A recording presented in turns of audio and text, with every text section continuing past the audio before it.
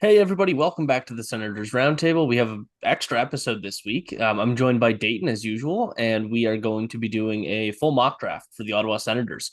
I guess this is going to be coming out the day of the draft, so get this in before the draft, or look back afterwards and see how we did.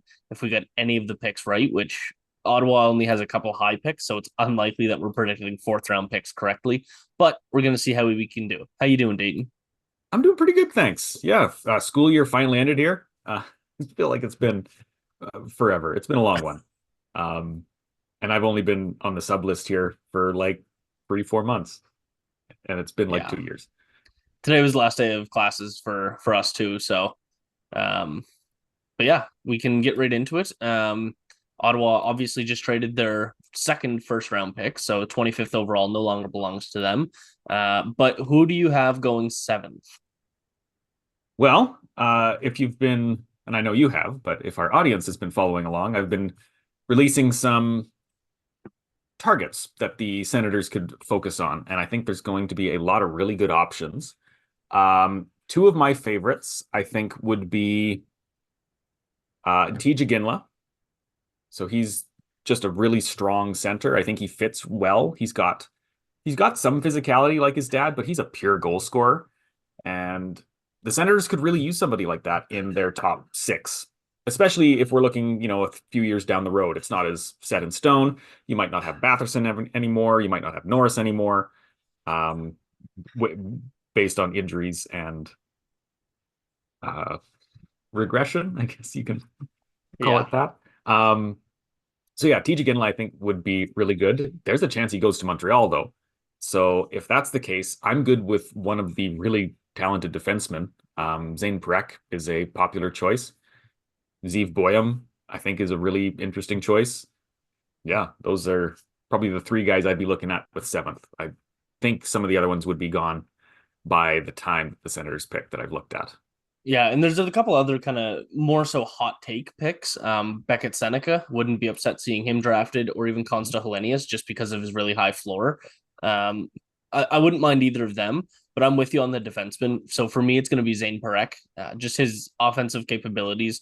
He's a right-handed defenseman, which is a need in the organization. There's nothing on the right side depth wise, so it might take him another 2 3 years to really make an impact at the NHL, but he is somebody that you get really excited for in your prospect pool.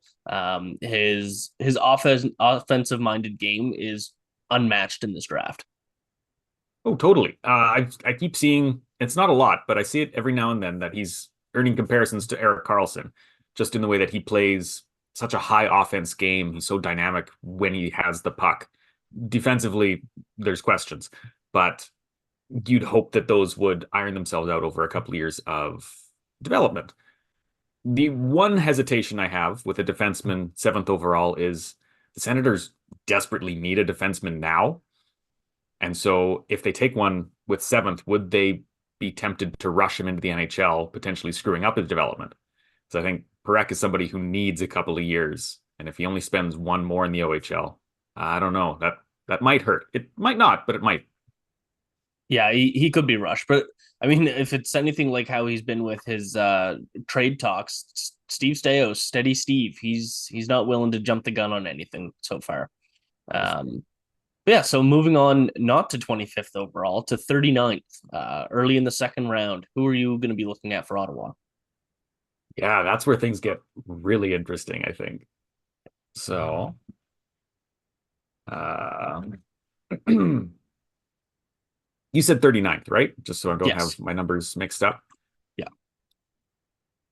So if the Senators take somebody like TJ Ginla or Beckett Seneca or Consta Hellenius, seventh overall, which I think all fantastic options, 39th, you should look at a defenseman, right? Kind of balance it out here a little bit. And one guy I'm really interested in who I don't know if he'd be there much longer than that is Harrison Brunnick. He is a right shot defenseman with the Kamloops Blazers. He missed a large part of the season with an upper body injury, but he looked really strong, really reliable with the Canadians for the under 18s.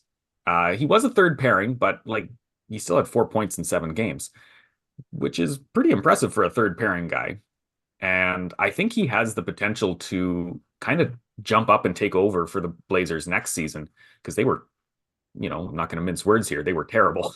They would have got the first overall pick, but they traded that to the Everett Silvertips. And so they'll get Landon DuPont or have Landon DuPont.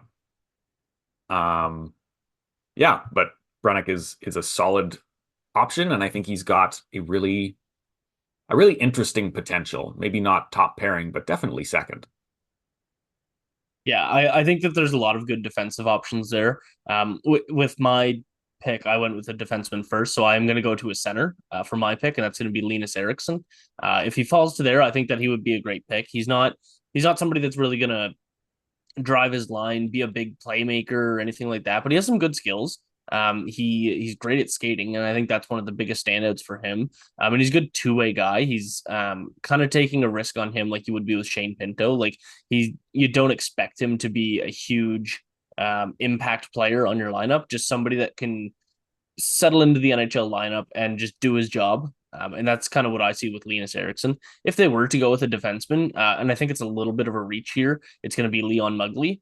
Mhm. He had a fantastic season playing in the Swiss League. He has incredible skating. He's great defensively. Not much offense there. But if I am Steve Stais and I'm going up to the podium, this is much higher than a lot of people have him. But I'm taking Ilya Nabokov. I think that this is the pick to make a potential home run swing on a goaltender. Ottawa just got Linus Ullmark. I kind of that might skew my thoughts a little bit on this.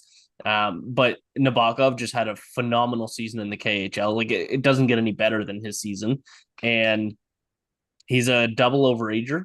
He's already had some more development years.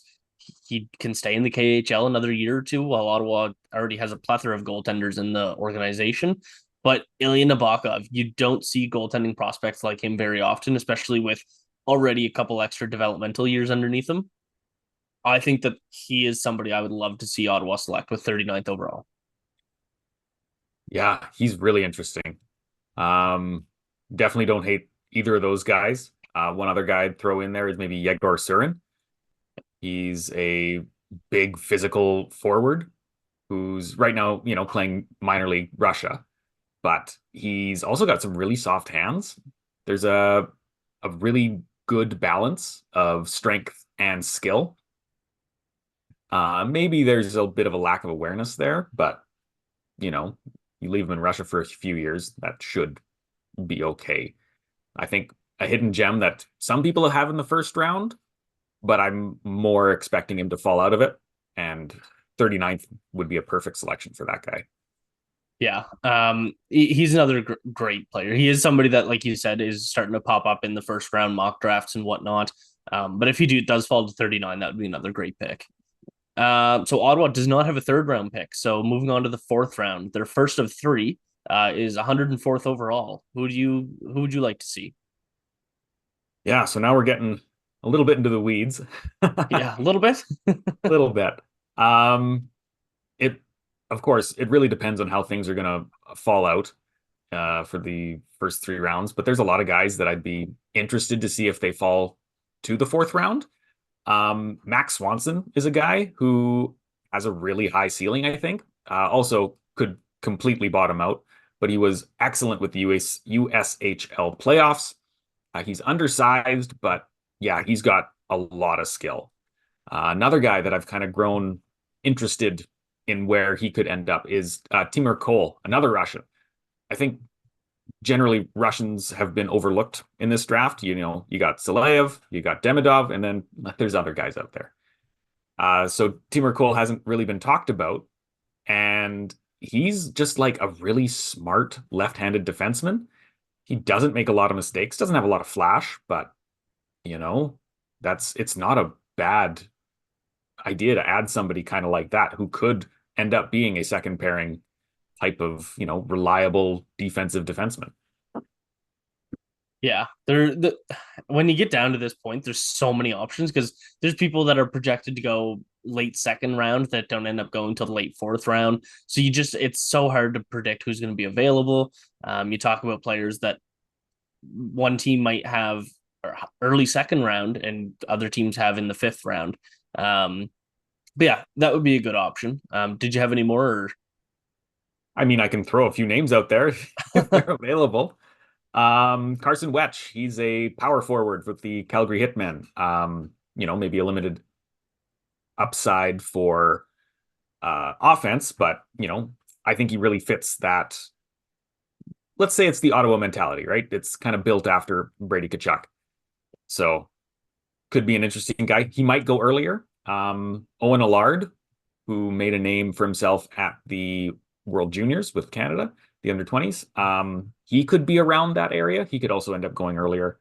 Another guy who not super high upside, but more of a safer pick. He's an overager, a reentry, and yeah, he just showed that he has a lot of strength. He's a very solid player who can be relied on as a third liner, a fourth liner, and just sort of shut things down and add a little bit of everything that you'd need. Yeah, those are some really good options.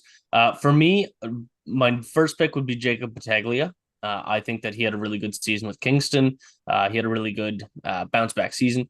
He's an offensive guy. He's not much of a two-way player that you might be looking for with like just some of the better pro skills that you're looking for with some late picks. But he's got great playmaking skills, and he has a lot of confidence in carrying the puck. So you watch him on the power play, and he is not afraid to just hold on to the puck as long as he needs to find an open pass. He's great at cycling the puck. He's great at having the patience. It's just a matter of putting so many things together. I think his offense is pretty translatable to the NHL, but he has a good shot. It's not fantastic or anything, but it's his playmaking that's going to get him drafted this year. Not much of a defensive game to him, but another player that I would be looking at, kind of like you were mentioning with the Ottawa mentality, is AJ Spellacy. He, with the Windsor Spitfires, he's a playmaker, and he's quick and he's physical. He's somebody that I could almost see being a really good replacement for Parker Kelly in the Senators lineup. I don't think that he's obviously. I think Parker Kelly's going to be gone before Spellacy would make the NHL, but he's the same kind of player. I think not a ton of offensive skill, but he can show it. But it's the speed and the physicality that kind of is what's going to get him drafted this year. Yeah, for sure. Moving on to the next pick, 112th overall. Give me a name. All right. Well, if you don't want any of the guys that I've already suggested, let's throw a few more in there. Ollie Josephson could be available at that point. He is projected to be sort of a third, fourth round pick. He is another forward. He limited upside, but he is such a hard worker. He's a great role player. He's got fast. He's a fast skater. He's smart.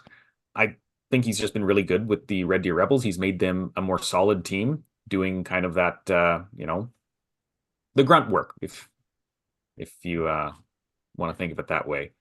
Another guy who could be around is one of my favorites of the draft, Justin Poirier. He has, I would say, you think he's going to be around at 112? He might be. I think he's like early second round. That's when I would take him, but he's 5'9". Fair. Somebody's going to be like, I don't think he's going to be an NHL player, and he might fall to the fourth. And if he does, Ottawa needs to run up there and grab him, because I think he has a shot that is maybe not Cole Eiserman level, but like a hair lower. Yeah. It's so strong, it's so accurate, and he's surprisingly strong for his size, right? He doesn't really get pushed around for being such a small player. And that, I think, could be translated into a guy who doesn't take any crap from other teams. Sounds like an Ottawa Senator to me. Yeah, that's fair.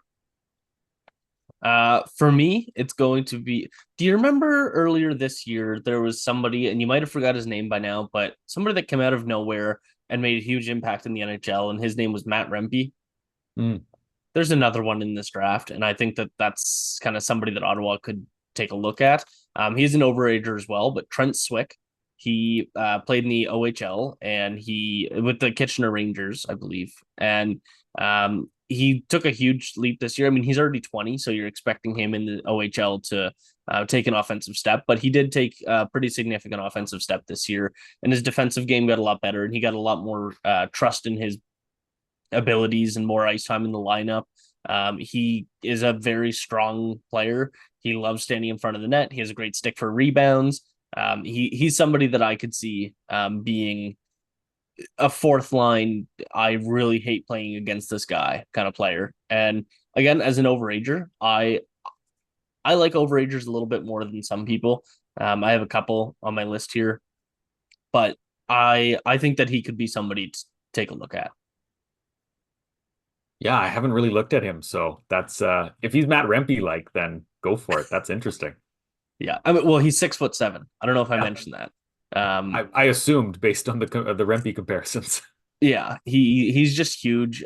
He does like getting into those board battles and stuff, and just beating everybody up on the ice. And he's an absolute man playing in a kids league. And it's funny to watch him sometimes because he's just so much bigger than most of the players he's playing with. Hmm. Next up, 117th overall. I mean, a lot of the same names are probably going to be available, but who would you be taking? Well, let's add a few more in there. I'm, every scout has their bias, right? And I've spent a lot of time looking at the WHL. So a lot of the guys that I'm really interested in have connections to that. Thomas Mercic with the Medicine Hat Tigers is a guy that could be around at that time.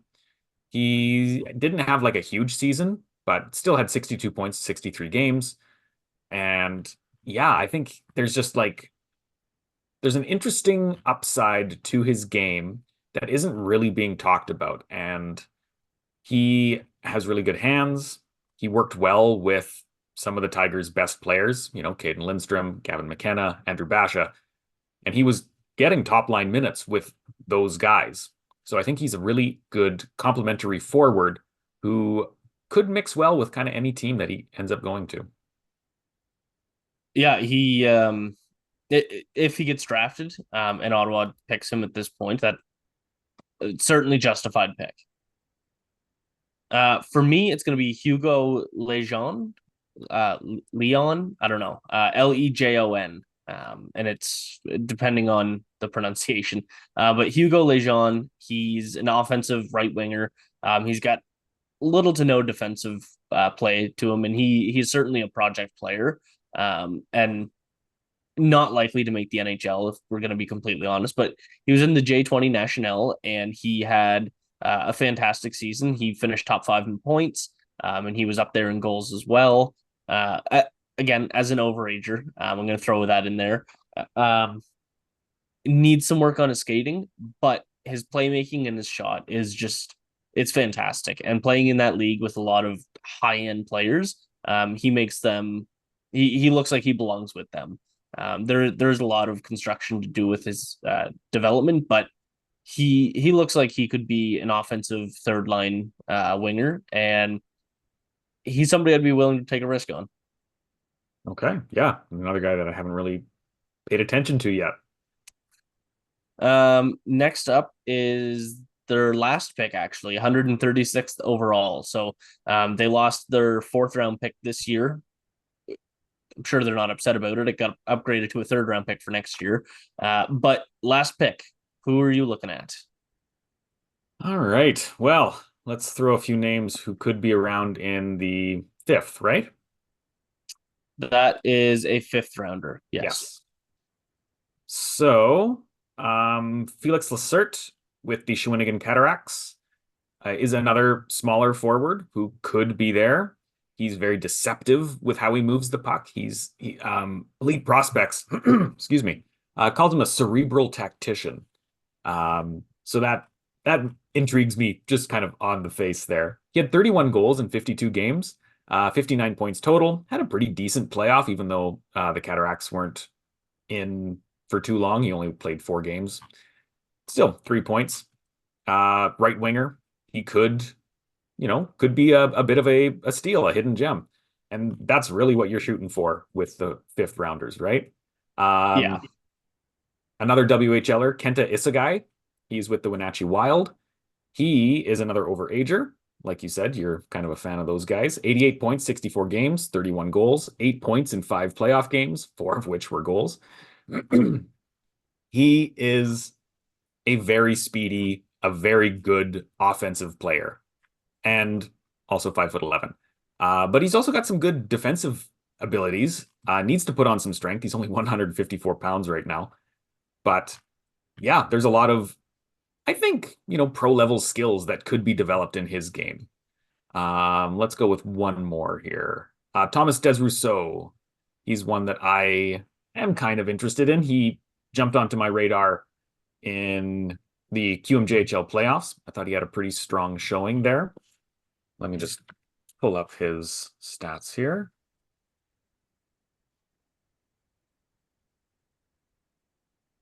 Again, another sub 6 foot player. That's, I think, who are going to be the most interesting guys in the 5th round. And maybe the Senators could take some notes from the Carolina Hurricanes, who love taking wild flyers later in the draft because everyone passes on them and they're really good. So 5'11" center. He is great positionally. He just puts himself in the right place, moves the puck really, really well, can take pucks away from basically anybody who wants. Didn't have the biggest season with the Chicoutimi Saguenines.